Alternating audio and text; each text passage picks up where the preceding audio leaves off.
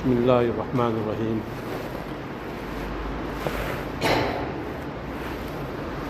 اللہم صلی علی محمد مفتاح الرحمت والنصرت والجنت وبارک وسلم۔ میرے بھائیوں، دوستوں، بزرگوں،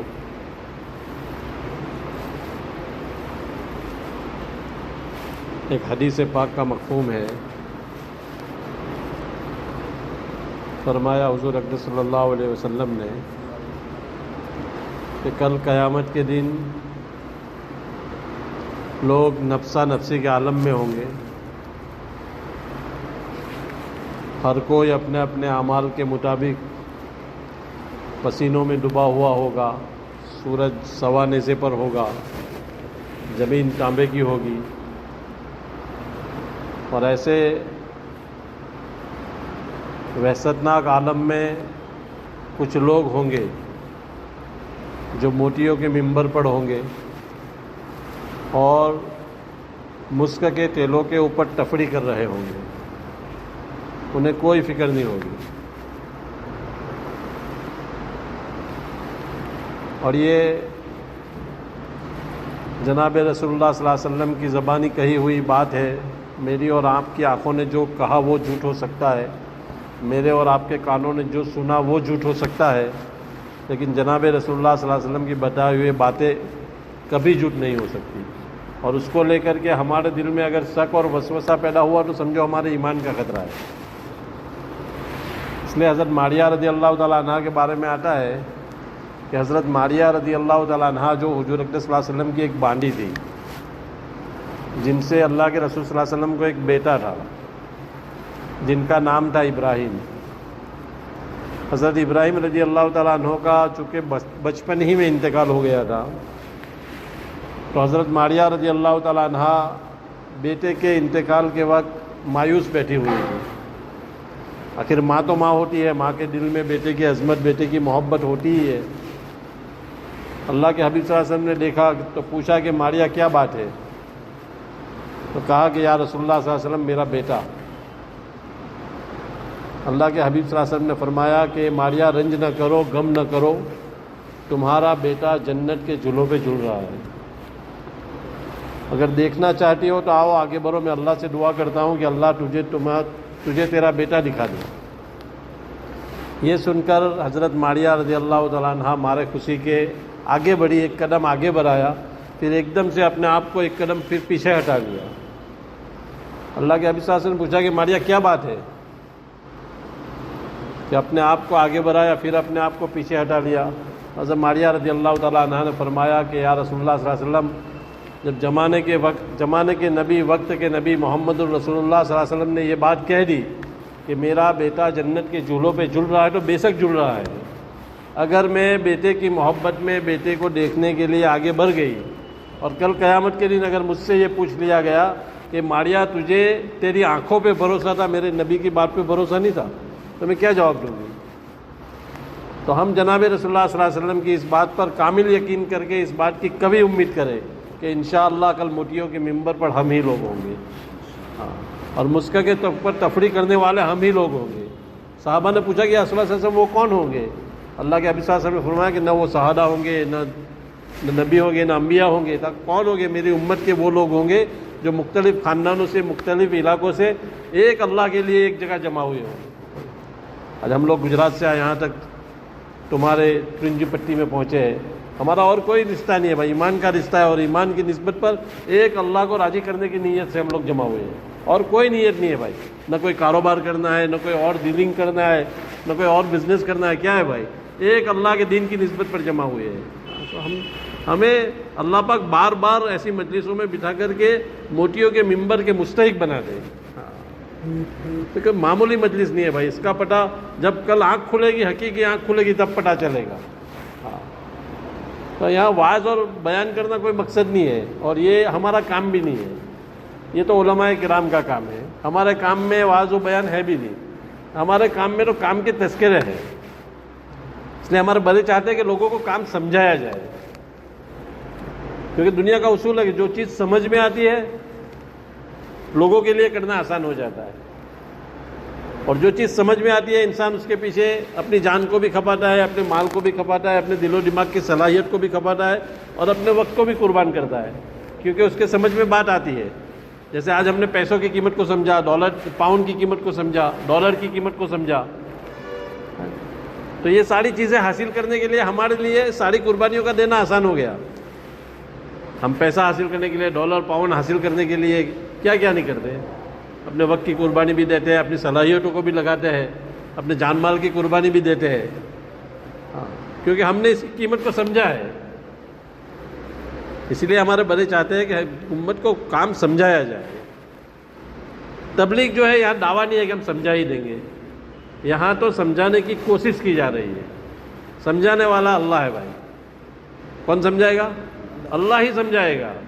اور اللہ جس دن سمجھانے پر آئے گا، ہمارے بڑے کہتے ہیں کہ کسی دن جس دن سمجھانے آئے گا مخلوق کے ذریعے سمجھا دے گا، جیسے قابل کو کوے کے ذریعے سمجھایا، مثال دے کر سمجھاتے ہیں، تاکہ یہ سنت رسول ہے۔ اللہ کے رسول صلی اللہ علیہ وسلم بھی صحابہ کو مثال دے کر سمجھاتے تھے، کہتے تھے کہ کسی کے آنگن میں سے ایک نہر بہہ رہی ہے، اگر وہ 5 وقت اس نہر میں ہے، ایک مرتبہ ایک ٹہنی کو، درخت کی ٹہنی کو حرکت دی اور کہا کہ دیکھو یہ پتے چل رہے ہیں، کہ میں نے کیوں کہا، تو مثال دے کر سمجھاتے تھے۔ تو یہ سنت رسول ہے، تو ہمارے بڑے بھی اس کے لیے مثال دے کر سمجھاتے ہیں کہ اللہ کیسے سمجھائے گا، جیسے قابل کو کوے کے ذریعے سمجھایا، دنیا کا سب سے پہلا قتل، اس سے پہلے کوئی مرا نہیں۔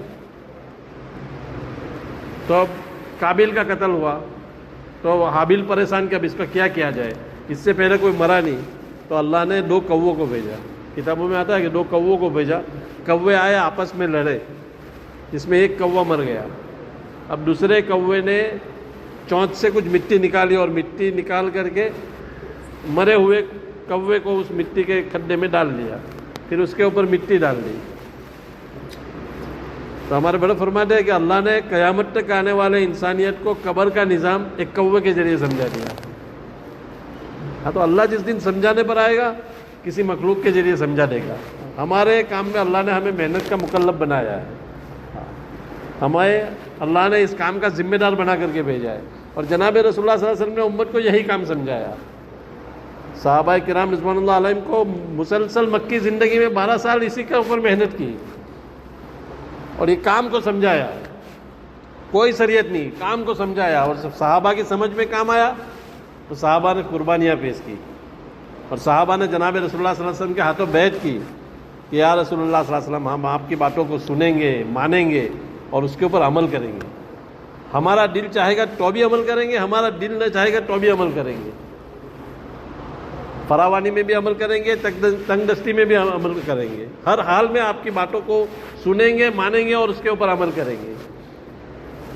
اور صحابہ نے جب بیعت کی اور پھر اس کے اوپر ایک کام کو سمجھا اور کام کو زندگی کا مقصد بنایا اور کام کو اپنی ضرورت سمجھا، اور ضرورت سمجھ کر جب کام کو کیا اور کام سمجھ میں آیا تو پھر کام کے لیے قربانیوں کا دینا ان کے لیے آسان ہو گیا۔ کیسی کیسی قربانیاں پیش کی۔ آج ہم فضائل اعمال کے ذریعے، آج حیات الصحابہ کے ذریعے، کتابوں کے ذریعے، قرآن و حدیث کے واقعات کے ذریعے جب ہم ان باتوں کو سنتے ہیں تو ہم کو شک ہوتا ہے کہ کیا ایسا بھی ہو سکتا ہے۔ ایسی ایسی قربانیاں پیش کی، اور ان کی قربانیوں کے بعد ایک ماحول بنا، ایک عمومی ماحول بنا، اور ماحول بنا تو کیسا بنا، منافق تک کی ہمت نہیں ہوتی تھی کہ جماعت کی نماز کو چھوڑے۔ ہر طرف دین کا چرچا، ہر طرف ایک دینی ماحول۔ اس لیے ابن عمر رضی اللہ تعالیٰ عنہ کے بارے میں آتا ہے نا کہ جنگل سے جا رہے تھے تو ایک چرواہا بکریاں چرا رہا تھا، تو کہا کہ بھائی ایک بکری ہمیں دے دے، ہم ذبح کر لیں گے، ہم بھی کھا لیں گے، تو بھی کھا لینا، اس کے بدلے میں تجھے کچھ پیسہ بھی دے دیں گے۔ تو کہا بکری میری نہیں ہے، بکری میرے مالک کی ہے۔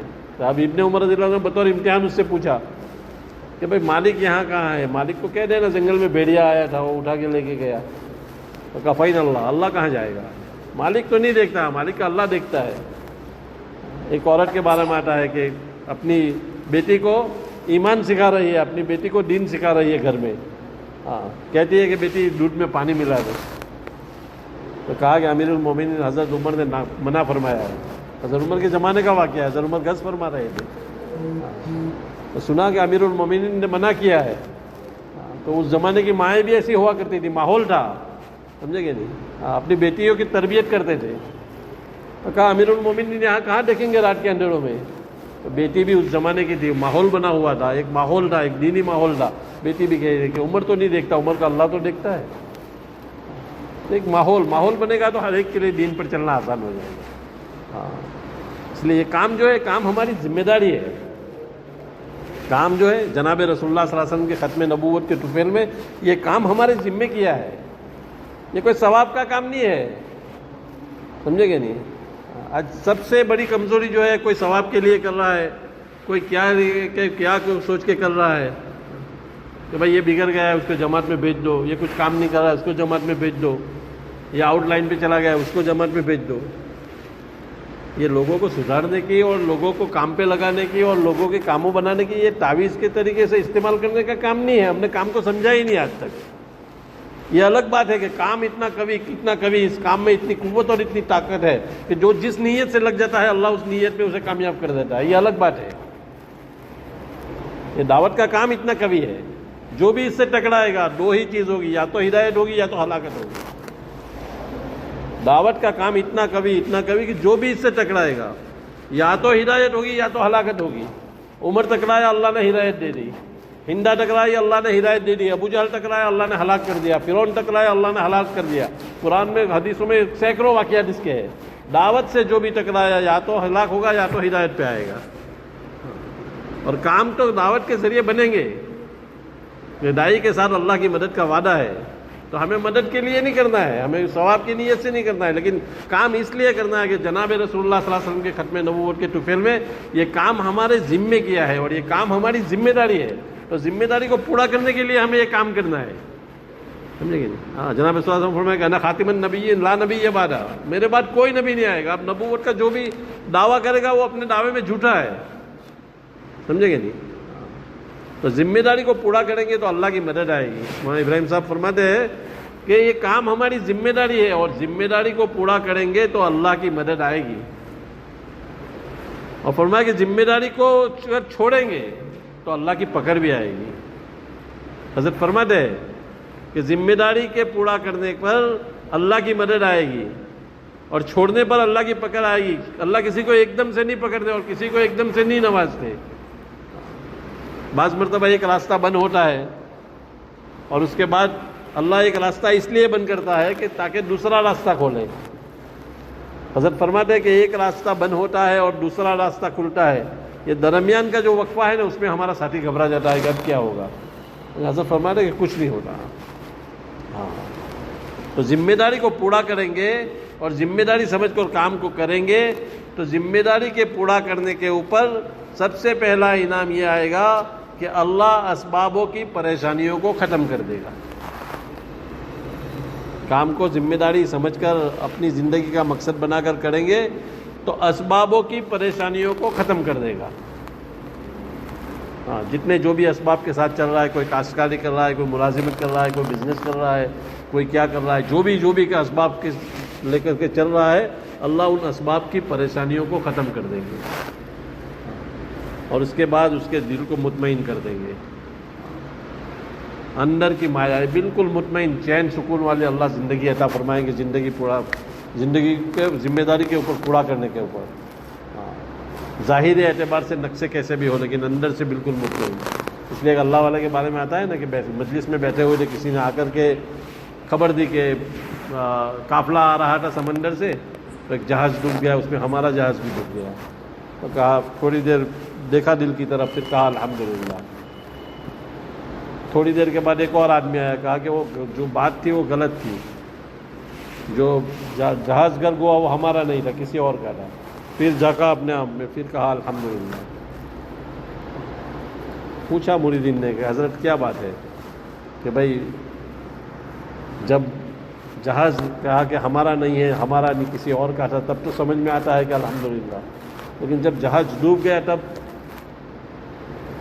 تو کہا کہ جب جہاز ڈوب گیا خبر آئی تو میں نے اپنے اندر جھانکا کہ اس سے میرے دل کے اندر کی مایا میں کوئی فرق آیا؟ تو میں نے دیکھا کہ اس سے کوئی فرق نہیں آیا. تو میں نے اللہ کا شکر ادا کیا. اور جب کوئی پریشانی نہیں ہوئی اور جب پھر سے خوشی کی خبر آئی تو پھر میں نے جھانکا کہ اس سے کوئی فرق آیا تو دنیا کی اتار چڑھاؤ سے اس کے اندر کوئی فرق نہیں آئے گا. اللہ دلوں کو ایسے مطمئن کر دے گا. سمجھیں گے نہیں؟ اور مرنے کے بعد ہمیشہ ہمیں اس کی جنت عطا فرمائے گا ذمہ داری کی پورا کرنے پر. اس لیے مولانا عمر صاحب رحمۃ اللہ فرماتے تھے کہ کام کو کریں گے، ذمہ داری کو پورا کریں گے تو حقیقی جنت ملے گی مرنے کے بعد، لیکن دنیا میں جنت کے مزے آئیں گے. اور کام کو چھوڑیں گے، ذمہ داری کو نہیں سمجھیں گے، ذمہ داری سے ہٹیں گے، ذمہ داری سے بھاگیں گے تو یہ فرمایا کہ اللہ کی پکڑ آئے گی. اب پکڑ کیسے آئے گی؟ تو فرمایا کہ سب سے پہلے دلوں کو غیر مطمئن کر دیں گے. سیدھا ٹارگٹ دل پر ہوگا، دلوں کو غیر مطمئن. ظاہری نقصے بہت سارے ہوں گے، سمجھے گے نہیں؟ ہاں سب کچھ ہوگا، پیسہ بھی ہوگا، بینک بیلنس بھی ہوگا، گاڑیاں بھی ہوگی، نوکر چاکر بھی ہوگا، سب کچھ ہوگا، لیکن اندر سے پریشان. کیا ہے یار کچھ سمجھ میں نہیں آتا. انگلش میں کہتے ہیں ان نون فیور، کچھ سمجھ میں نہیں آتا. سب کچھ ہے لیکن ہونے والا کچھ نہیں ہے، پھر بھی دہشت میں رہتا ہے کیا ہوگا کیا ہوگا. تو اندر سے دل کو غیر مطمئن کر دیں گے. یار ظاہری شکل نقصے سارے نقصے ہوں گے لیکن اندر سے پریشان. اور پھر بھی نہیں سمجھا، دل کی بے چینی اور دل کی پریشانی بڑھنے کے بعد بھی اگر نہیں سمجھا تو اللہ دلوں کی پریشانیوں کو اتار کر اسباب میں اتار دیں گے. دلوں کی پریشانیوں کو نکال کر اسباب میں اتار دیں گے. پھر کاشتکاری کر رہا ہے تو کاشتکاری کو لے کر پریشان، بزنس کر رہا ہے تو بزنس کو لے کر پریشان، ملازمت کر رہا ہے تو ملازمت کو لے کر پریشان. جو جس لائن جس شعبے میں چل رہا ہے اس شعبوں کو لے کر کے وہ پریشان ہو جائے گا. اور مرنے کے بعد ہمیشہ ہمیں اس کی ناکامی جہنم میں پھینک دیا جائے گا. اس لیے بھائیوں ہمیں اپنی ذمہ داری سمجھ کر اس کام کو کرنا ہے، اور اسی کام کے ذریعے ہماری مرنے کے بعد کی زندگی بنے گی. اور جس کام کے بنیاد پر مرنے کے بعد کی زندگی بنے گی اسی اعمال اور اسی کام کی بنیاد پر ہماری دنیا بھی بنے گی. اس لیے ایک کام، دنیا کے سارے جتنے بھی کام ہیں وہ دیکھ کر کے کرنے کے، لیکن یہ ایک کام ہے جو کر کے دیکھنے کا کام ہے. کرو گے تو سمجھ آئے گا. اس لیے کام کام کام کام کیا کام؟ ہم کہتے ہیں کہ کام کرنا ہے، کام سے یہ ملے گا، کام سے یہ ملے گا، کام سے یہ ہوگا. کام نہیں کرو گے تو یہ کرو. کیا کرنا کیا ہے؟ تو مولانا یوسف صاحب رحمۃ اللہ علیہ فرماتے تھے کہ ہمارے زمانے کا مجدد یہ کام ہے. اللہ پاک ہر 100 سال کے بعد دین کی تجدید کا کوئی نہ کوئی انتظام فرماتے ہیں. یہ مشکات شریف کی ایک حدیث ہے جس کا خلاصہ ہے کہ ہر 100 سال کے بعد دین کی تجدید کا معنی ایک مسجد ہے جو پرانی ہو گئی، اسی مسجد کو نئے سرے سے بنانا، نئی مسجد بنانا نہیں. تو دین کی تجدید کا کوئی نہ کوئی انتظام فرماتے ہیں، اور دین زندگی اس سے نکل جاتا ہے تو دوبارہ زندگی میں دین داخل کرنے کے لیے اللہ پاک دنیا میں مجدد کو پیدا فرماتے ہیں. حضرت فرماتے تھے کہ 14 صدی گزری، ہر دور میں ہر زمانے میں آپ کو مجدد ملیں گے. کوئی نہ کوئی مجدد اللہ والا آپ کو ملے گا کہ جس کے ذریعے اللہ نے اپنا مبارک اور پاکیزہ دین کا کام لیا. تو مولانا یوسف صاحب رحمۃ اللہ علیہ فرماتے تھے کہ ہمارے زمانے کا مجدد یہ کام ہے. دعوت و تبلیغ کا یہ کام جو ہے یہ ہمارے زمانے کا مجدد ہے. جو بھی اس کام کو اپنی زندگی کا مقصد بنا کر اپنی ضرورت سمجھ کر کے کرے گا، اللہ لاکھوں اور کروڑوں کی ہدایت کا ثواب اسے دے گا. اس کے لیے کرنا کیا ہے؟ حضرت مولانا یوسف صاحب رحمۃ اللہ علیہ فرماتے تھے کہ جس طرح تم اپنی دنیا بنانے کی تدبیریں کرتے ہو، کام میں کرنا کیا ہے کہ جس طرح تم اپنی دنیا بنانے کی تدبیریں کرتے ہو. دنیا بنانے کے لیے ہم مختلف تدبیریں کرتے ہیں نا، کیسے کیسے پلاننگ کرتے ہیں، اپنے دماغ کو چلاتے ہیں، اپنے وقت کو کھپاتے ہیں، اپنی صلاحیتوں کو کھپاتے ہیں، جان مال کو لگاتے ہیں. دنیا بنانے کے لیے سب کچھ کرتے ہیں. تو یہ ساری تدبیریں ہیں، لیکن ہماری تدبیروں سے کچھ نہیں ہوتا. کرنے والی جان اللہ کی ہے، سمجھے گے نہیں؟ اگر ہماری ہوشیاری اور ہماری تدبیروں سے اگر ہوتا تو کوئی بھی دکاندار اپنی دکانداری میں، اپنے بزنس میں گھاٹے کا سودا نہیں کرتا. کوئی کاشتکار اپنی کاشتکاری میں ناکام نہیں ہوتا. کوئی ملازمت کرنے والا اپنی ملازمت میں ذلیل نہیں ہوتا اگر اپنی ہوشیاری سے ہوتا تو. لیکن یہ ساری تدبیریں ہیں. اس لیے حضرت فرماتے تھے کہ جس طرح تم اپنی دنیا بنانے کی تدبیریں کرتے ہو اور تمہاری تدبیروں کے بعد اللہ اپنی قدرت کاملہ سے تمہاری دنیا بناتا ہے، ٹھیک اسی طرح تم اپنے دین کو بنانے کی تدبیریں بھی کرو. ٹھیک اسی طرح تم اپنے دین کو بنانے کی تدبیریں کرو، اللہ اپنی قدرت کاملہ سے تمہارا دین بھی بنائے گا۔ اور حضرت فرماتے تھے کہ جس دن تمہارا دین بن گیا، خدا پاک کی قسم تمہارا کام بن گیا۔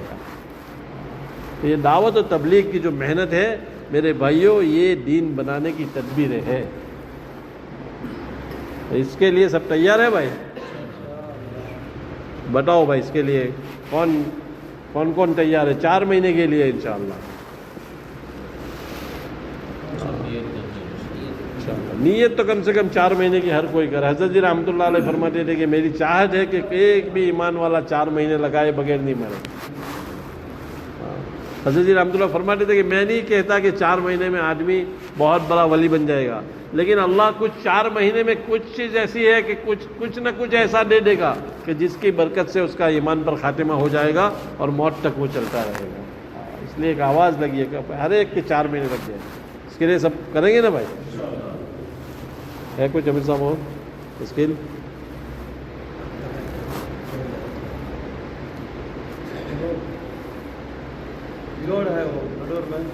ندور میں کب ہے؟ ہفتے کے دن سنیچر جی 9:30 سے 2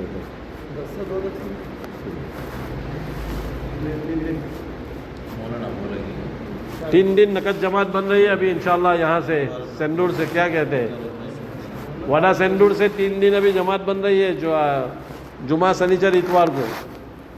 اگر کوئی ساتھی مل جائے یہاں سے بھی تو انشاءاللہ مکمل جماعت ہو جائے گی۔ کچھ ساتھی کے نام آئے اور انشاءاللہ جماعت نکل رہی ہے، پکا امید ہے اللہ کی ذات سے کہ اللہ نکالے گا انشاءاللہ۔ کچھ 8-10 نام آئے، محنت کر رہے ہیں، کوشش کر رہے ہیں، تو کل سے انشاءاللہ کچھ جماعت وصول ہو جائے ایسی امید تو ہے۔ تو یہاں سے بھی اگر کچھ ساتھی ہے تو ساتھ میں جوڑ دیا جائے گا تو انشاءاللہ فائدہ ہوگا۔ کریں گے بھائی میرے؟ ٹھیک ہے۔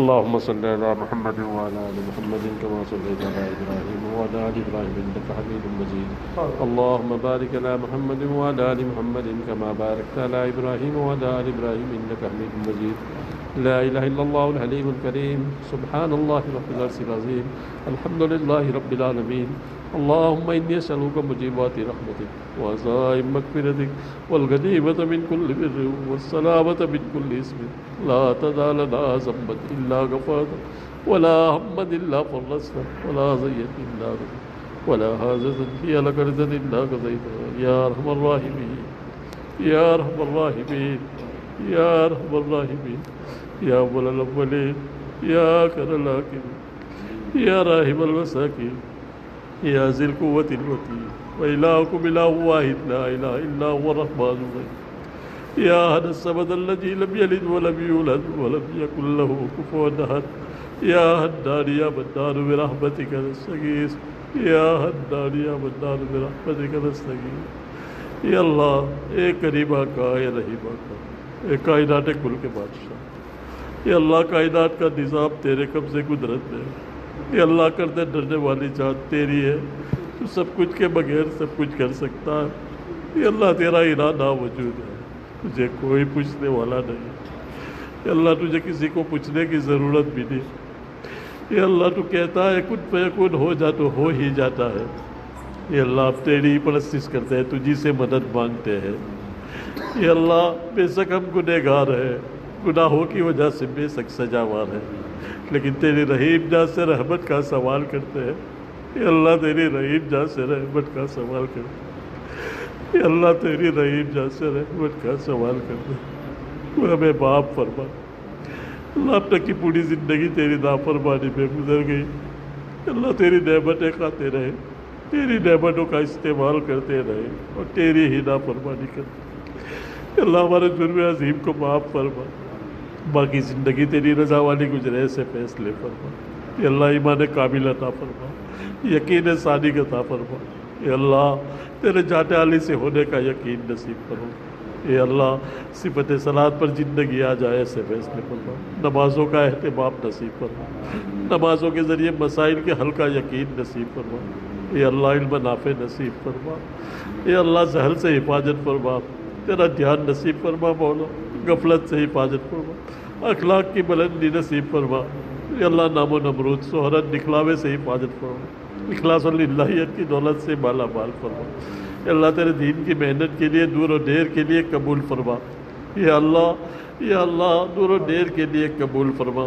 دعوت کے فہم اور فراست نصیب فرما یا اللہ، ہمارے گناہوں کی نحوست کی وجہ سے یا اللہ کام کے انوار و برکات سے محروم نہ فرما، بے شک ہم گنہگار ہیں مولا یا اللہ، آزمائش میں بد ڈال مولا، آزمائش کے قابل نہیں ہے مولا، عافیت کے ساتھ کام کے لینے کے فیصلے فرما دے مولا، کمزور ہے، لاچار ہے، بے بس ہے، کمزوری کا اعتراف کرتے ہیں اللہ، آزمائے گا تو ٹوٹ جائیں گے مولا، عافیت کے ساتھ کام کے لینے کے فیصلے فرما دے، کرتے کرتے مرے ایسے فیصلے فرما دے، مرتے مرتے کرے ایسے فیصلے فرما یا اللہ، اس بستی پر تیری خصوصی رحمت نازل فرما دے یا اللہ، اس بستی پر تیری خصوصی رحمت نازل فرما دے، اس مسجد کو اور اطراف کی تمام مسجدوں کو آباد کر دے، اس علاقے کو قبول کر لے، ہر گھر میں ہر فرد دین کا داعی بن جائے ایسے فیصلے فرما دے یا اللہ، ہمارے عورتوں کی زندگیوں میں دین داخل فرما دے یا اللہ، ہمارے بچوں کی زندگیوں میں دین داخل فرما دے یا اللہ، ہدایت کی ہواؤں کو عام کر دے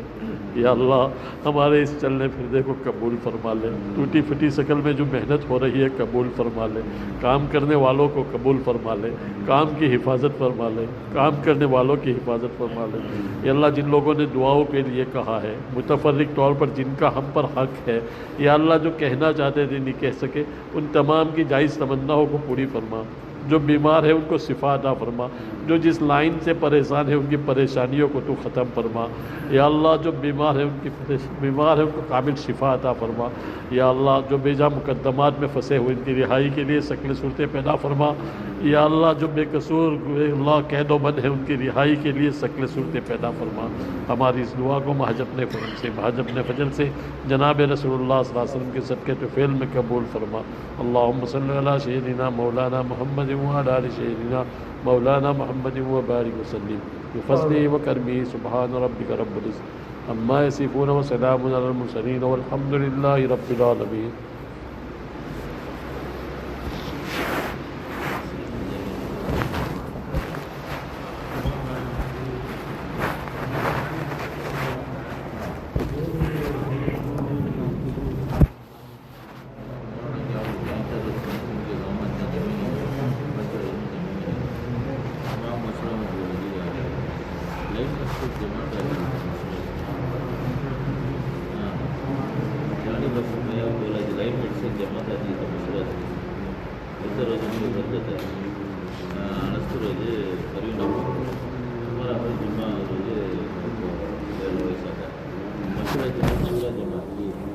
Gracias.